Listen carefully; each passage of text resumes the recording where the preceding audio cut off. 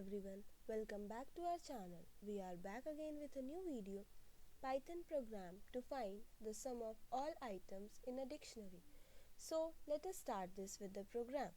Here, this line defines a function named sum of values that takes a single parameter dictionary, and the parameter dictionary is expected to be a dictionary containing numerical values. Now here, this is a doc string. This is used to document the function and it explains the purpose of the function.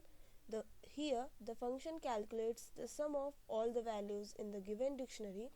The arguments, the input dictionary is expected to be type dictionary containing number as values, and the return value, the function returns the sum of the values, which can be an integer or float. Now for here in the next line, here this line uses the built-in sum function to calculate the sum of all values in the dictionary. Here the dictionary.values, this method extracts all the values from the dictionary as a collection, and this sum dictionary.value computes the total sum of the extracted values. Now in the next line here, a dictionary named my dictionary is created with a key value pairs and defines a value as a is equals to 10, b is equals to 20 and c is equals to 30. Here the keys a, b, c are not used for summation. Only the values 10, 20 and 30 are relevant.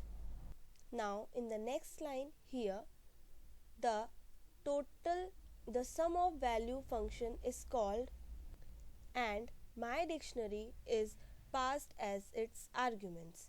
The function calculates the sum of all the values and returns it. Here the result of the sum of all the three values 60 is stored in the variable total sum.